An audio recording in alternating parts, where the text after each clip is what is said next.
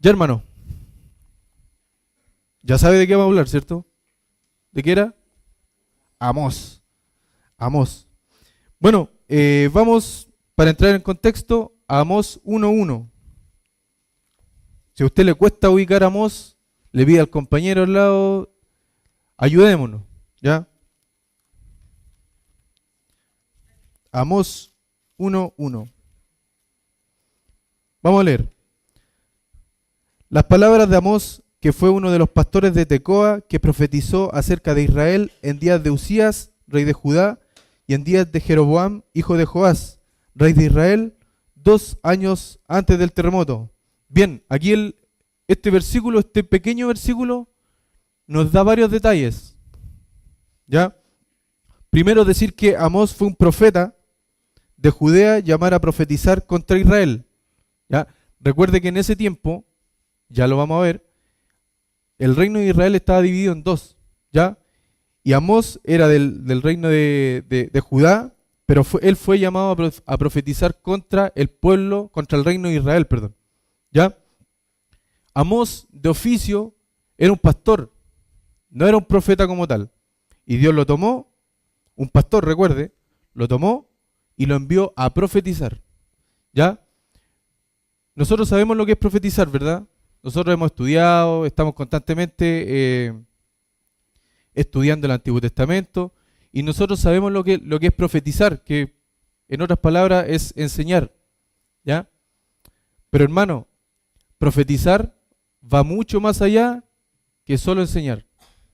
En el tiempo de Israel, los profetas eran duros para enseñar la palabra del Señor, porque había un fuerte rechazo de parte del pueblo de Israel. Por lo tanto, el profeta tenía que tener carácter, tenía que tener personalidad y sobre todo tenía que ser muy duro con el pueblo. ¿Ya? ¿Qué detalles más nos entrega este primer versículo? Que Amós profetizó en días de Usías, rey de Judá, y Jeroboam, rey de Israel. Lo acabamos de leer. Leamos nuevamente. Amós 1:1. Las palabras de Amós, que fue uno de los pastores de Tecoa, que profetizó acerca de Israel en días de Usías, rey de Judá, y en días de Jeroboam, hijo de Joás, rey de Israel, 2 años antes del terremoto. Hermano, ¿por qué es tan importante este detalle que nos muestra acá Amós? Porque en los días de Usías y en los días de Jeroboam había algo muy particular, se daba algo muy particular en ambos reinos. Eran días de prosperidad, eran días de paz, pero por el contrario, hermano, era una época de mucho pecado, ¿ya? Había prosperidad, había paz, pero había mucho pecado. Y sobre todo, hermano, había mucha religiosidad. Religiosidad. Religiosidad.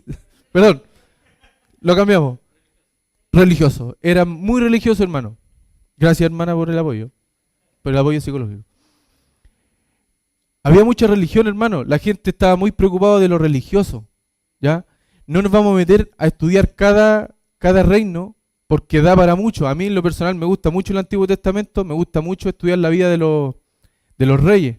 Oportunidad que tengo de enseñar, a mí me gusta enseñar de eso, porque creo que nos ayuda mucho para nuestra vida como creyentes, ¿ya? Pero entiéndame el concepto, eran días de prosperidad, de mucha prosperidad, de paz con los enemigos, no habían guerra, estaba todo controlado, estaba todo en calma, pero había mucho pecado, hermano, ¿ya? Y lo peor era que había pecado oculto, había mucho pecado oculto, de la mano de la vana religión, ¿ya?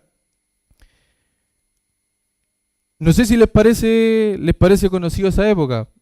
Yo creo que hoy en día, hermano, estamos viviendo una época muy parecida a lo que pasaba en días de Usías y de Jeroboam.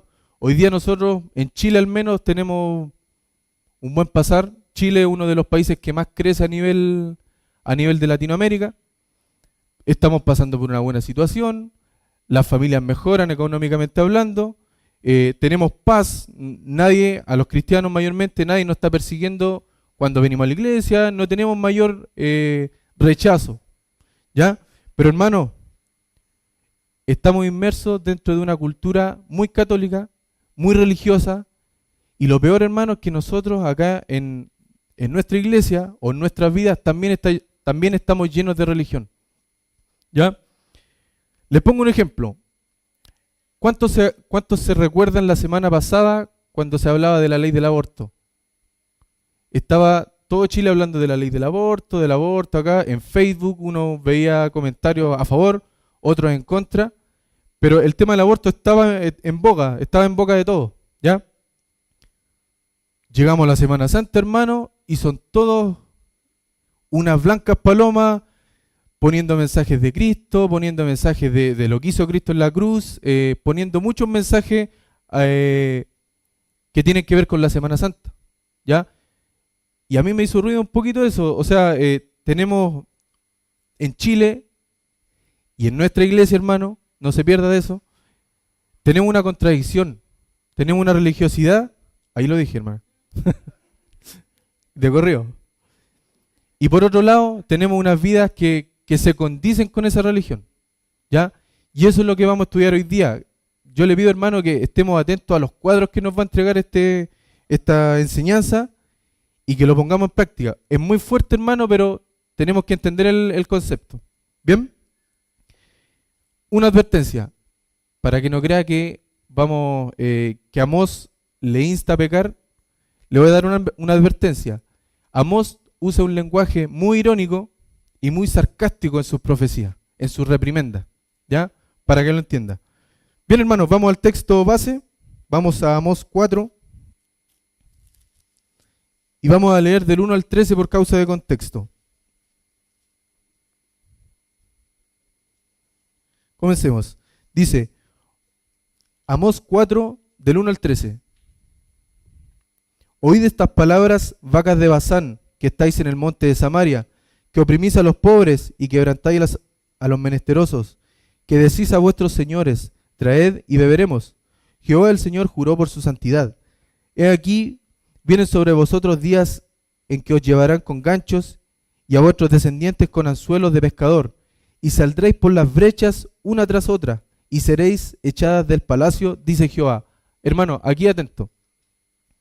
Id a Betel y prevaricad, aumentad en Gilgal la rebelión, y traed de mañana vuestros sacrificios, y vuestros diezmos cada 3 días, y ofreced sacrificio de alabanza con pan leudado, y proclamad, publicad ofrendas voluntarias, pues que así lo queréis, hijos de Israel, dice Jehová el Señor. Os hice estar a diente limpio en todas vuestras ciudades, y hubo falta de pan en todos vuestros pueblos, mas no os volvisteis a mí, dice Jehová.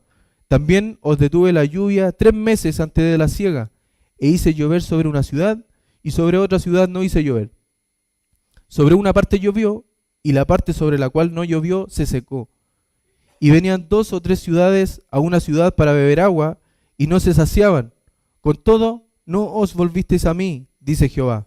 Os herí con viento solano y con oruga. La langosta devoró vuestros muchos huertos y vuestras viñas, y vuestros higuerales y vuestros olivares.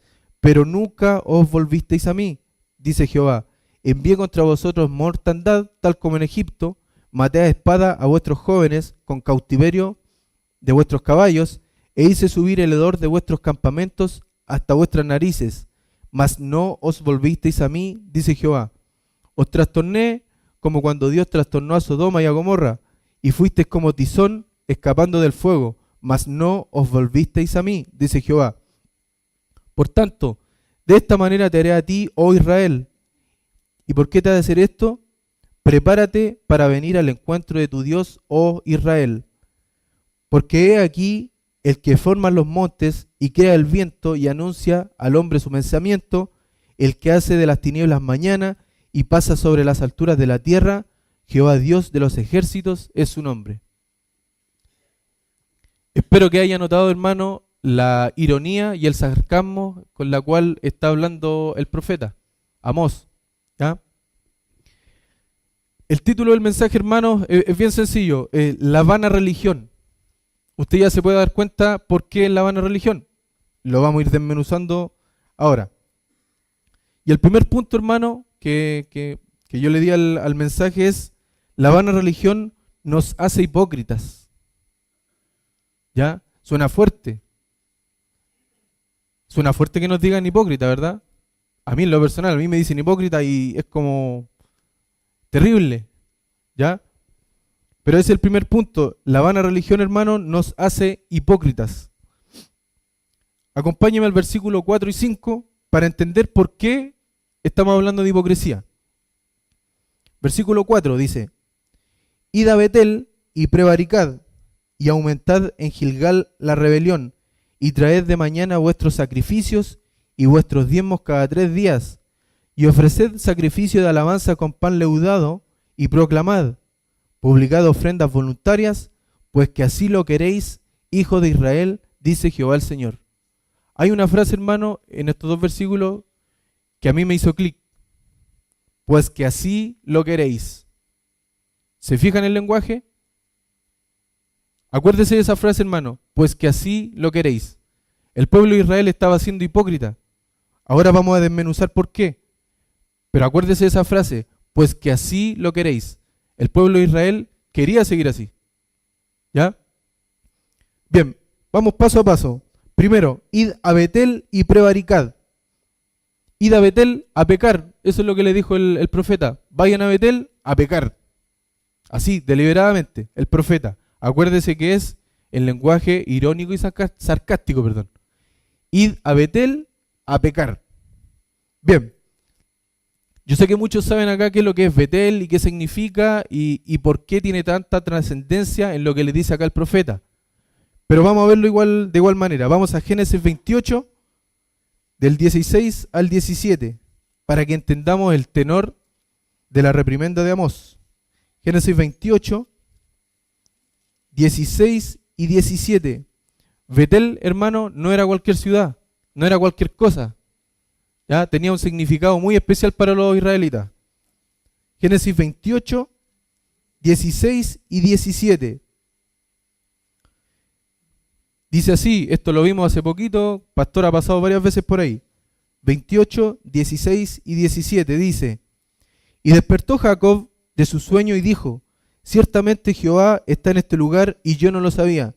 Y tuvo miedo, y dijo: Cuán terrible es este lugar, no es otra cosa que casa de Dios y puerta del cielo. 18, hermano. Y se levantó Jacob de mañana y tomó la piedra que había puesto por cabecera y la alzó por señal y derramó aceite encima de ella.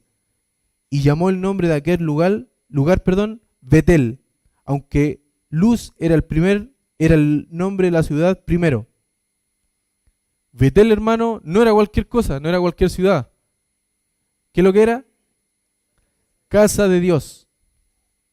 Así, sencillo, casa de Dios. No era una ciudad común, era casa de Dios. ¿Ya? Pero le llama la atención que el profeta le dice al pueblo de Israel que vayan a pecar a la casa de Dios. A mí me llamó la atención y me puse a buscar por qué. ¿Ya? Otra cosa más, hermano. En Betel, Abraham hizo sacrificio. Samuel juzgaba a Israel en Betel. Y muchas cosas en el pueblo, en el tiempo antiguo, pasaban en Betel. Muchas cosas buenas, digamos, para el pueblo de Israel. Sacrificio, ofrenda, se juzgaba a Israel desde Betel. Betel era una ciudad reconocida por su santidad, entre comillas. ¿Ya?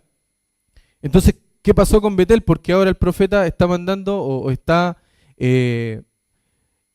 siendo irónico con ese lenguaje. Vamos a Primero de Reyes 12, del 28 al 30, para que entienda el contexto, hermano. Primero de Reyes 12, del 28 al 30. Aquí vamos a entender por qué. 12 del 28 al 30. Este fue el rey Jeroboam primero. Ojo con lo que dice acá. 28 dice: Y habiendo tenido consejo, hizo el rey 2 becerros de oro y dijo al pueblo: Bastante habéis subido a Jerusalén, he aquí tus dioses, oh Israel, los cuales te hicieron subir de la tierra de Egipto. Y puso uno en Betel y el otro en Dan. O sea, tiempo atrás Betel era un reconocido sitio donde se hacían sacrificios, donde era la casa de Dios, hermano. Eso es lo que dijo Jacob, casa de Dios. Y algunos años después, ¿qué es lo que fue? Un lugar de sacrificio para el becerro de oro. Un lugar totalmente pecaminoso, hermano. ¿Ya? Entonces, ¿qué pasó que de un día para otro cambió todo? O de unos años para otros cambió todo. Vamos viendo. Acuérdese la ironía de Amós. Id a Betel a pecar. El pueblo de Israel en ese tiempo, acuérdese, en los tiempos de Usías y en los tiempos de Jeroboam, ya estaba totalmente perdido, ya estaba totalmente en pecado. El pueblo ya no era lo que era antes, sino que ahora se dedicaba a pecar y a llevar una religión vana. ¿Ya? Sigamos, volvamos a Amós. Sigamos desmenuzando el tema. Versículo 4. Id a Betel y prevaricad. Segunda cosa, aumentad en Gilgal la rebelión. Gilgal, hermano. A mí me llamó mucho la atención los sitios que nombra este profeta. ¿Qué pasaba en Gilgal en la antigüedad? Gilgal, hermanos, fue el primer campamento después de pasar el río Jordán con Josué. Vamos a verlo allá en Josué 4:19.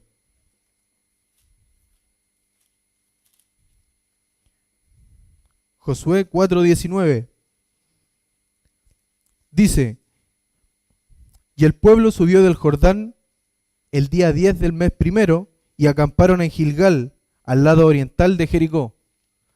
Imagínese usted, hermano, usted pasa el río Jordán y el primer campamento lo hacen en Gilgal. Imagínense lo fuerte que es para el pueblo de Israel cuando tenía que entrar a la tierra prometida. ¿Ya? Tal como Betel era un lugar reconocido de santidad, Gilgal también. ¿Ya? ¿Qué pasaba en Gilgal? En el tiempo también en Gilgal se reunía Josué para salir a las batallas y también David, antes de salir a cada batalla, también se reunía en Gilgal. O sea, también era un sitio reconocido, santo, por así decirlo. Era un sitio que de ahí provenían cosas buenas para el pueblo de Israel. Era un buen sitio, tal como Betel. ¿Ya? Pero ¿por qué el profeta también dice que aumenten la rebelión en Gilgal? Vamos a verlo allá. Leamos Oseas 9:15. Un poquito antes de Amós. Oseas 9:15.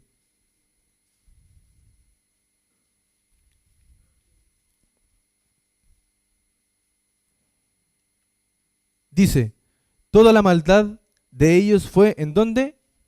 En Gilgal.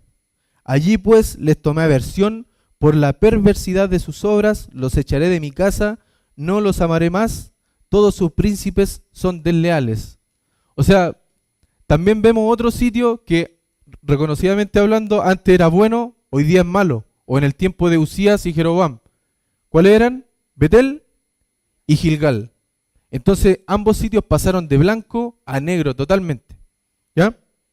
Pero sigamos viendo qué más nos dice el profeta. Versículo 4 de Amós 4. Dice, y traed de mañana vuestros sacrificios y vuestros diezmos cada 3 días. Perfecto, vengan, traigan sus sacrificios, traigan su ofrenda, no hay problema. Sigan pecando, aumenten la rebelión, pero vengan, traigan los sacrificios, traigan vuestras ofrendas, traigan vuestros diezmos. Eso es lo que dice el profeta. ¿Está notando el lenguaje irónico, hermano? Espero que lo note. Espero que de verdad lo note. Porque mientras el pueblo estaba siendo rebelde, estaba pecando en la casa de Dios, el pueblo igual traía sus sacrificios, el pueblo igual traía sus diezmos tranquilamente. ¿Lo entiende, hermano, verdad? Qué bien. Sigamos entonces. Versículo 5. ¿Qué dice? Y ofreced sacrificios de alabanza con pan leudado y proclamad. Perfecto. Sigan pecando en casa de Dios, aumenten la rebelión, pero tráiganme las ofrendas, sus sacrificios, y el versículo 5 le agrega otra cosa, y ofreced sacrificios de alabanza con pan leudado. ¿Les suena la levadura, verdad? Perfecto. Yo creo que es perfecto. Venimos estudiando hace mucho tiempo el tema de los judíos y sabemos perfectamente qué pasa cuando hay levadura. ¿Es símbolo de qué, hermano? pecado. ¿Ya? El profeta sigue con su ironía. Y ofreced sacrificios de alabanza con pan leudado. ¿Ya? Y al final dice, y proclamad, publicad ofrendas voluntarias, pues que así lo queréis, hijos de Israel, dice Jehová el Señor.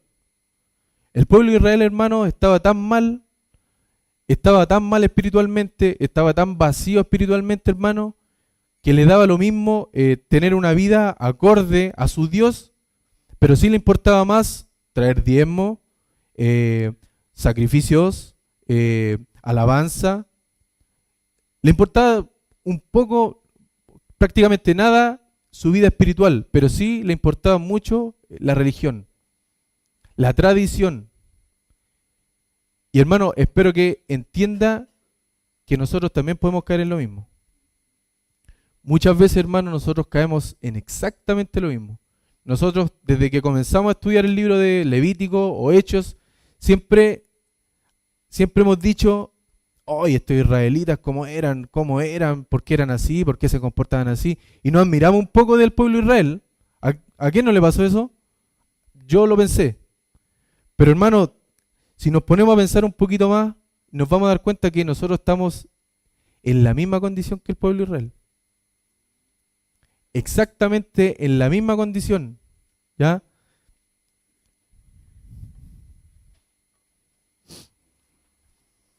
La frase, hermano, que a mí me hizo clic en esta porción, en este punto al menos, pues así lo queréis, me hizo pensar un poquito, y un poquito harto,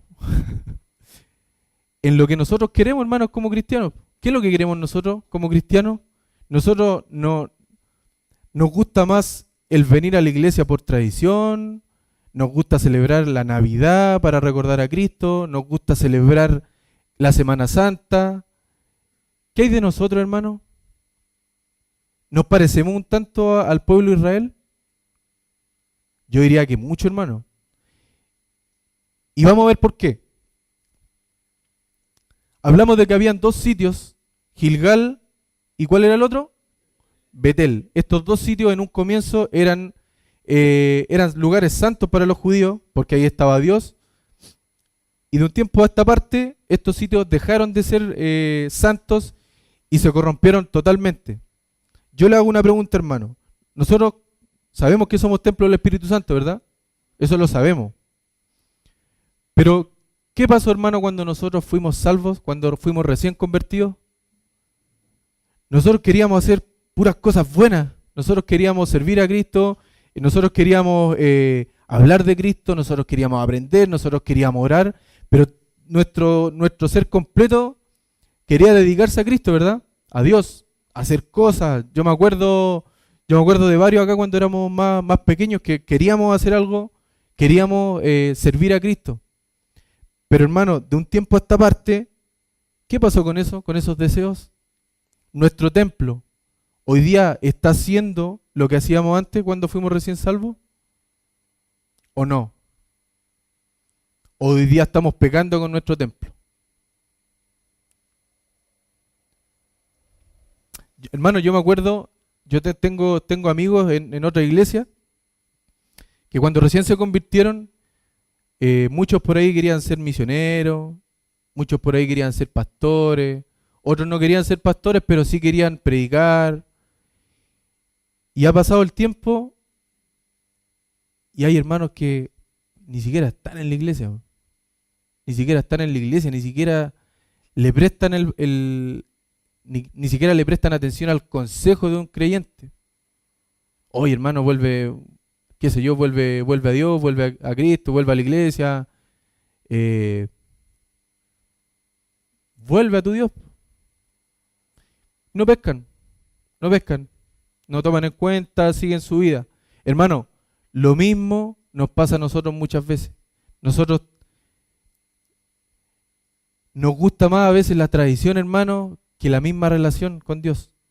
Nos sentimos cómodos con venir a la iglesia, estar 2 horas acá, escuchando.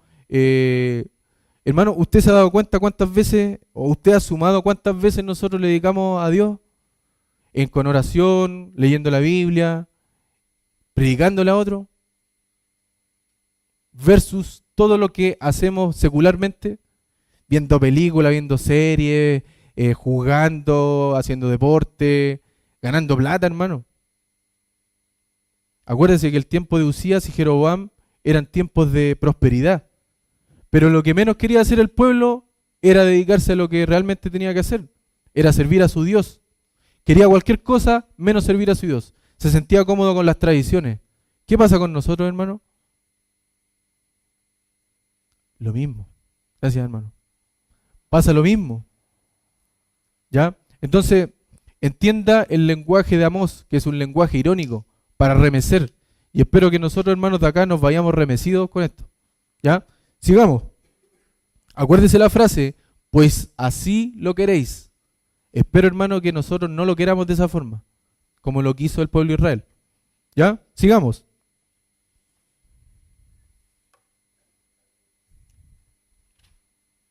Segundo punto, hermano, el tema era la vana religión nos hace hipócrita el primer punto. Segundo punto, la vana religión nos hace indiferentes con Dios. Y yo creo que aquí también nos empieza a molestar un poco el tema. Nos hace indiferente con Dios. Vamos a leer el versículo del 6 al 11 nuevamente. Y fíjese las palabras y fíjese la frase que termina cada versículo. Del 6 en adelante, dice: os hice estar a diente limpio en todas vuestras ciudades, y hubo falta de pan en todos vuestros pueblos. Mas no os volvisteis a mí, dice Jehová. También os detuve la lluvia 3 meses antes de la siega, e hice llover sobre una ciudad, y sobre otra ciudad no hice llover. Sobre una parte llovió, y la parte sobre la cual no llovió se secó. Y venían 2 o 3 ciudades a una ciudad para beber agua, y no se saciaban. Con todo, no os volvisteis a mí, dice Jehová. Os herí con viento solano y con oruga. La langosta devoró vuestros muchos huertos, y vuestras viñas, y vuestros higuerales, y vuestros olivares, pero nunca os volvisteis a mí, dice Jehová. Envié contra vosotros mortandad, tal como en Egipto. Maté a espada a vuestros jóvenes, con cautiverio de vuestros caballos, e hice subir el hedor de vuestros campamentos hasta vuestras narices. Mas no os volvisteis a mí, dice Jehová. Versículo 11. Os trastorné como cuando Dios trastornó a Sodoma y a Gomorra, y fuisteis como tizón escapado del fuego. ¿Y cómo dice la última frase? Mas no os volvisteis a mí, dice Jehová. O sea, aparte, el pueblo de Israel, aparte de ser unos excelentes religiosos, ¿me entiende bien, verdad? Seguimos con la ironía. Excelentes religiosos, ahora nos damos cuenta que son unos excelentes indiferentes. Porque con todo lo que les pasó, con todo el castigo que les mandó Dios, ¿qué decía la frase? No os volvisteis a mí, en cada versículo. Es interesante cuando el Espíritu Santo repite tanto la frase, hermano. Hay que prestar atención. Bien, veamos versículo 6. Desmenucemos un poco este punto. Versículo 6 dice: os hice estar a diente limpio en todas vuestras ciudades, y hubo falta de pan en todos vuestros pueblos, mas no os volvisteis a mí, dice Jehová. Prácticamente hambruna. Eso es lo que dice ahí. Diente limpio, no había nada en los dientes para comer. Era hambruna, hermano. Había hambre en el pueblo. Dios le envió hambre al pueblo. ¿Para qué? Para que se volvieran a su Dios. Con todo esto, no os volvisteis a mí. Entonces estamos hablando de una indiferencia total, hermano. Si aun cuando el pueblo de Israel está con hambre, lo mínimo es volver a Dios, ¿cierto? Lo mínimo. ¿A cuántos de nosotros no nos ha pasado cuando necesitamos algo? Cuando necesitamos suplir necesidades, ¿qué es lo primero que hacemos? Buscamos a Dios. A veces buscamos a Dios solamente cuando lo necesitamos, hermano. Bueno, el pueblo de Israel ni siquiera con eso, ni siquiera necesitando a Dios, se volvió a Dios. ¿Ya? Sigamos. Versículos 7 y 8 dice: también os detuve la lluvia 3 meses antes de la siega, e hice llover sobre una ciudad, y sobre otra ciudad no hice llover. Sobre una parte llovió, y la parte sobre la cual no llovió se secó, y venían 2 o 3 ciudades a una ciudad para beber agua, y no se saciaban. Con todo, no os volvisteis a mí, dice Jehová. Ya vimos que lo hirió con hambre, ahora ¿con qué lo hiere? Con el agua. Con el agua, algo tan necesario como suplir el hambre, la sed, ¿ya? Pero pasó exactamente lo mismo, hermano. No se volvieron a Dios. Y les vuelvo a preguntar, ¿qué pasa con nosotros? ¿Nosotros buscamos a Dios cuando lo necesitamos solamente? No me conteste, hermano, pero piense un poco. ¿Cuándo nosotros buscamos a Dios? Gracias, hermana. Cuando estamos afligidos, cuando nosotros necesitamos algo, estamos buscando a Dios. Yo sé que suena fuerte, hermano. Suena muy fuerte escuchar eso. Pero tenemos que ser honestos. Tenemos que ser honestos. Nosotros la mayoría del tiempo buscamos a Dios cuando necesitamos algo. ¿Ya? Pero ¿sabe qué? El pueblo de Israel, ni siquiera faltándole el agua, buscó a Dios. No os volvisteis a mí. Sigamos viendo, que queda harto todavía en esta porción. Versículo 9 dice: os herí con viento solano y con oruga. La langosta devoró vuestros muchos huertos y vuestras viñas y vuestros higuerales y vuestros olivares. Aquí va más allá, hermano. Pero nunca os volvisteis a mí, dice Jehová. Sin cosecha. ¿Ya? ¿De qué vivía el israelita? De la tierra, eran agricultores. Entonces para ellos tiene un significado especial esto. Y aún así, hermanos, nunca se quisieron volver a Dios. ¿Ya?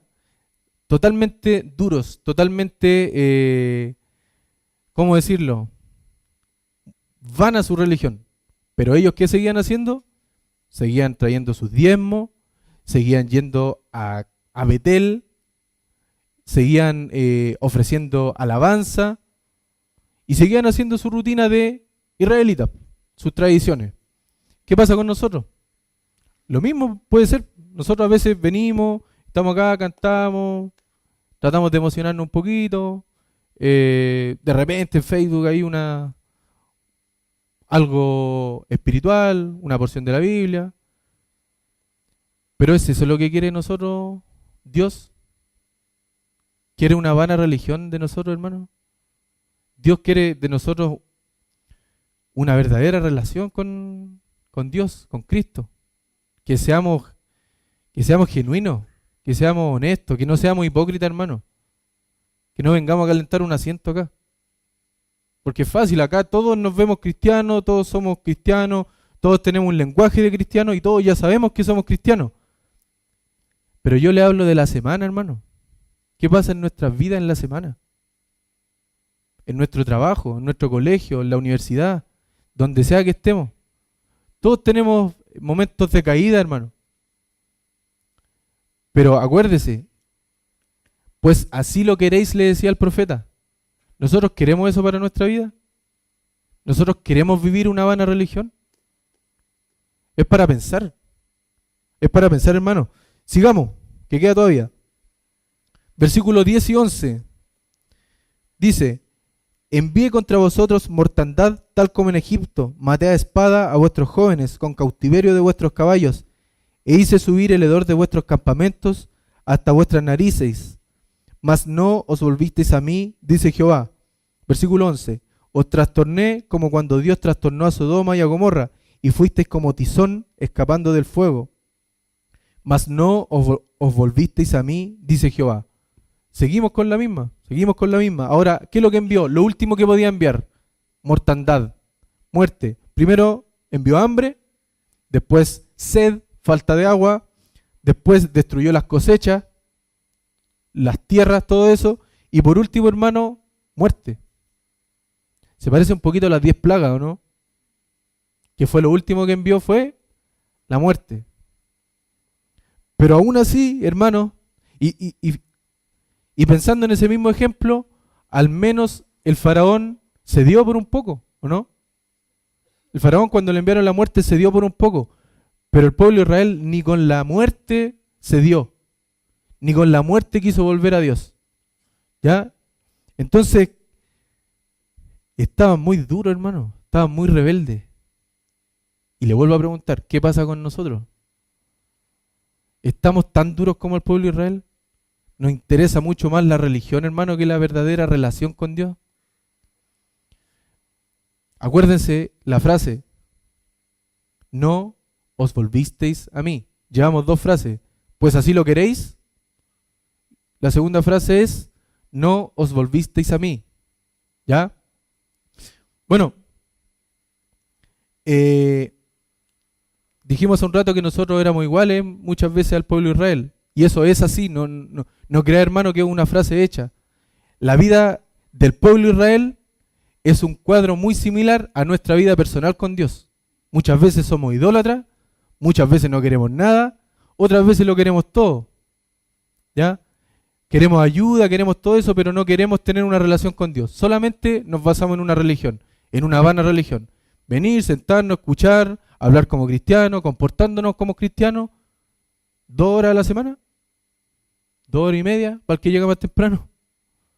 Pero en la semana, hermano, acuérdense, pues así lo queréis y no os volvisteis a mí. Perdón.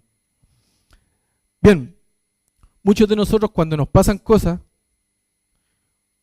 decimos que Dios nos está probando. ¿Usted ha escuchado eso, hermano? Dios me está probando, Dios me quiere probar, Dios me quiere mostrar esto, Dios me quiere mostrar aquello. Pero sabe, hermano, no crea que siempre son pruebas. No se engañe, hermano, creyendo que siempre son pruebas las cosas que nos pasan. Muchas veces son castigos, hermano. ¿Ya? Le muestro por qué. Amós 3:6, estamos ahí mismo. 5:6, vamos a leer los dos. Estamos ahí mismo. Versículo 5, dice, del 4 mejor, por tema de contexto. Dice, ¿rugirá el león en la selva sin haber presa? La respuesta es no. ¿Dará el leoncillo su rugido desde su guarida si no apresare? ¿Caerá el ave en lazo sobre la tierra sin haber cazador? ¿Se levantará el lazo de la tierra si no ha atrapado algo? ¿Se tocará la trompeta en la ciudad y no se alborotará el pueblo? Y aquí atento, hermano, dice, ¿habrá algún mal en la ciudad el cual Jehová no haya hecho? Versículo 7, porque no hará nada Jehová el Señor sin que revele su secreto a sus siervos los profetas. Si el león ruge, ¿quién no temerá? Si habla Jehová el Señor, ¿quién no profetizará? Hermano, volvamos al versículo 6, a la última parte, dice, ¿habrá algún mal en la ciudad el cual Jehová no haya hecho? ¿Usted cree, hermano, que siempre son pruebas cuando nos pasan cosas? Cuando estamos sufriendo, ¿usted de verdad cree que siempre son pruebas?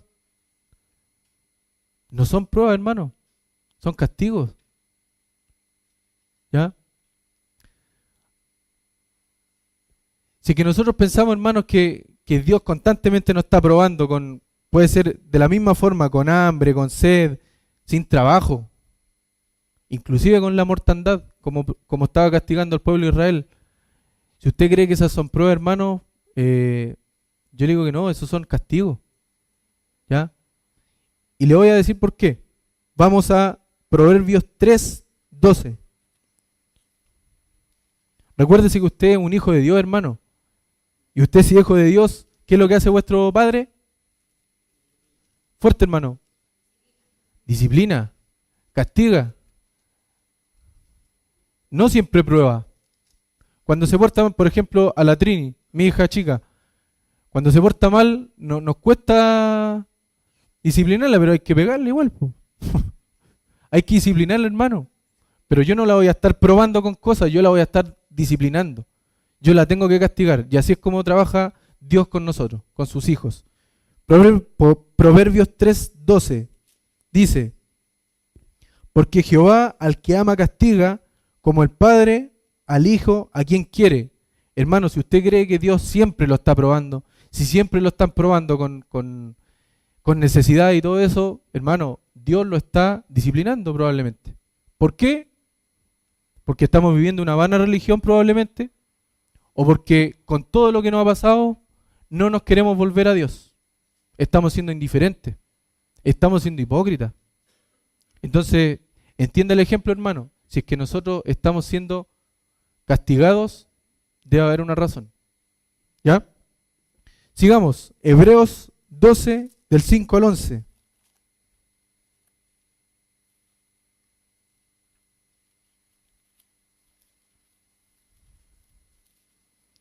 Hebreos 12, del 5 al 11.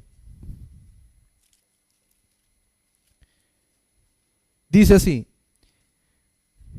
y habéis ya olvidado la exhortación que como a hijos se os dirige diciendo: Hijo mío, no menosprecies la disciplina del Señor, ni desmayes cuando eres reprendido por Él, porque el Señor al que ama disciplina y azota a todo el que le recibe por hijo. Si soportáis la disciplina, Dios os trata como a hijos, porque ¿qué hijo es aquel a quien el Padre no disciplina? Pero si se os deja sin disciplina, de la cual todos han sido participantes, entonces sois bastardos y no hijos. Por otra parte, tuvimos a nuestros padres terrenales, que nos disciplinaban y los venerábamos. ¿Por qué no obedeceremos mucho mejor al Padre de los Espíritus y viviremos? Y aquellos, ciertamente por pocos días nos disciplinaban como a ellos les parecía, pero para lo que nos es provechoso, para que participemos ¿de qué, hermano? De su santidad. Y el 11 dice: es verdad que ninguna disciplina al presente parece ser causa de gozo, sino de tristeza, pero después da fruto apacible de justicia a los que en ella han sido ejercitados. Hermano, el Señor nos castiga. ¿O usted no creía eso? ¿Amén? Hermano, saquémonos de la cabeza la idea de que siempre son pruebas. El Señor nos disciplina, hermano. Y aquí lo dice, ¿para qué? Para que participemos de su santidad. No hay otra. ¿Por qué estaba castigando al pueblo de Israel Dios? Con el hambre, con la sed, sin la cosecha y con la mortandad. ¿Para qué? Para que el pueblo también participara de su santidad. ¿Ya? Entonces no nos perdamos, hermanos, con eso. ¿Ya? Dijimos, pues así lo queréis. Y la segunda frase era: no os volvisteis a mí. Hermano, espero que nosotros de acá salgamos y pensemos en esto. Y si hay algo que corregir, hermano, volvámonos a Dios. Pensemos lo que estamos haciendo, pensemos cómo nos estamos comportando, si es que nos gusta más la religión o si queremos realmente tener una relación con Dios. No dominguera, sino que en la semana. ¿Ya? Debemos examinarnos si estamos en esa condición, en la hipocresía y en la indiferencia con Dios. Que suele pasar, hermanos, son pecados súper imperceptibles, no nos damos cuenta a veces. Muchas veces no nos damos cuenta que estamos cayendo en eso. Pero, hermano, tenemos que estar atentos. El que piense estar firme, mire que no caiga, dice la Biblia. Entonces, hermano, si nosotros nos sentimos firmes con eso, prestemos atención. ¿Ya? Yo una vez, hermano, escuché una frase desde un púlpito que decía: Dios castiga pero nunca palo. La persona dijo, y como dice la Biblia, Dios castiga pero nunca palo. Y varios hermanos dijeron amén, amén, amén. Hermano, esa frase no está en la Biblia. Dios castiga pero nunca palo, eso es falso. Dios castiga más que con palo. Más fuerte que con palo. Dios no tiene la necesidad de castigarnos con palo. Porque aquí hemos visto 4 cosas que son importantísimas para el hombre, con las cuales nos puede castigar a nosotros también. ¿Ya? ¿Pero para qué? Para que nosotros participemos de su santidad. ¿Ya? No caprichosamente. Y como conclusión, hermano, vamos al versículo 12 y 13 para terminar el capítulo. Amós 4, 12 y 13. Dice, y siga atento a los detalles y a las frases, dice: por tanto, de esta manera te haré a ti, oh Israel. ¿Y por qué te he de hacer esto? Prepárate para venir al encuentro de tu Dios, oh Israel. Porque he aquí el que forma los montes y crea el viento y anuncia al hombre su pensamiento el que hace de las tinieblas mañana y pasa sobre las alturas de la tierra, Jehová Dios de los ejércitos es su nombre. ¿Sabe cuál es la frase que me llamó la atención acá? Prepárate para venir al encuentro de tu Dios. Hermano, nosotros algún día nos vamos a encontrar con nuestro Dios. Amén. ¿Y cómo vamos a estar ahí? ¿Estamos preparados para ese día? Así realmente, sinceramente, ¿estamos preparados para ese día? ¿Estamos esperando ese día o lo estamos tirando para allá? No, primero tengo que mejorar muchas cosas de mi vida para encontrarme con Dios. A veces pensamos así, hermano.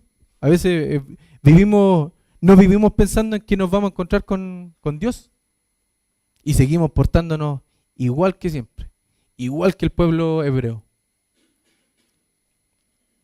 En una vida de hipocresía y en una vida de indiferencia. ¿Ya? Entonces, ¿cuál es el mensaje acá, hermano? Prepárate para venir al encuentro de tu Dios, oh Israel, dice ahí. Yo les puedo decir, oh hermanos. ¿Ya? Procura que Cristo sea el centro de tu vida. No las religiones, no el venir acá, no el ambiente cristiano, no la alabanza, no las cosas vanas, hermano. Procura que Cristo sea el centro de tu vida. ¿Ya? No creamos que la vana religión es lo que pide Dios de nosotros. Las tradiciones, hermano. Sin ir más lejos, esta semana está llena de tradiciones. Nosotros vemos gente que no se comporta adecuadamente, pero sí en esta semana trata de ser más santo que nosotros mismos. ¿Lo ha visto usted, hermano? ¿No le produce algo? ¿No le llama la atención que gente del mundo pretenda ser más creyente que nosotros esta misma semana? Es llamativo, hermano. Es muy llamativo. Nosotros acá adentro no nos preocupemos de las tradiciones, de la vana religión. Preocupémonos de tener una relación con Cristo. ¿Ya? Y entiendan, hermano, que si no glorificamos a Cristo en lo que hacemos, no sirve de nada. Dios no necesita nuestra plata, hermano. Dios necesita nuestra vida, nuestro tiempo. ¿Ya? No necesita que vengamos y llenemos aquí la reunión todos los domingos. Es algo bueno para nosotros. Pero cuidado, ¿cuál es el propósito de venir, hermano? Tengamos mucho cuidado con eso. ¿Ya? Y para terminar, hermano, recordemos que nosotros, como decíamos al principio, o sea, al final, tenemos que prepararnos para venir al encuentro de nuestro Dios. Y nosotros sepamos, hermano, que nosotros nos vamos a enfrentar a ese momento. Y ese momento para nosotros se llama el tribunal de Cristo. ¿Verdad? ¿Usted sabía? Bueno, si no sabía, vamos a verlo. Vamos a Romanos 14, del 10 al 12.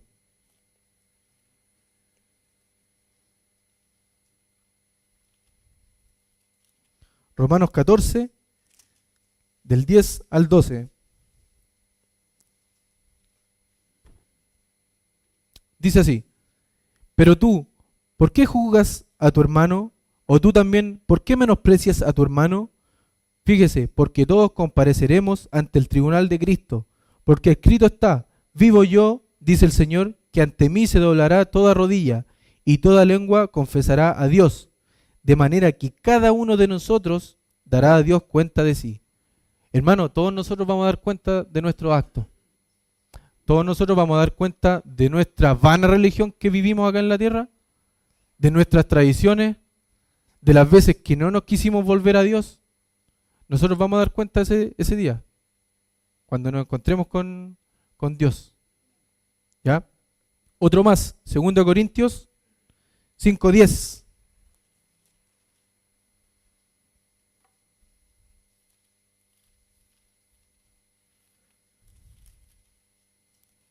Segunda Corintios 5:10 dice: porque es necesario que todos nosotros comparezcamos ante el tribunal de Cristo, para que cada uno reciba según lo que haya hecho mientras estaba en el cuerpo, sea bueno o sea malo. Hermanos, nosotros vamos a encontrarnos con nuestro Dios. ¿Y cómo vamos a estar ahí? Calladitos. Nuestras obras van a hablar por nosotros. Lo que hicimos en el cuerpo, sea bueno o sea malo. Hermano, he querido hablar del pueblo de Israel para que se dé cuenta de la dureza que puede llegar a ser el hombre, de lo duro que puede llegar a ser el hombre. Nosotros somos hijos de Dios, hermanos, tenemos la posibilidad de escuchar la Biblia, de leer la Biblia, de darnos cuenta de nuestros errores. Pero acuérdese la frase, pues así lo queréis.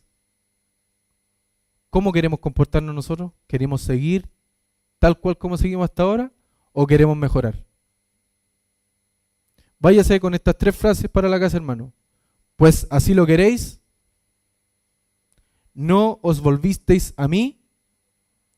Y la última, prepárate para venir al encuentro con tu Dios. Para pensar, hermano. Eso, hermano. Oremos para que el Señor despida a nuestras casas. Señor mi Dios,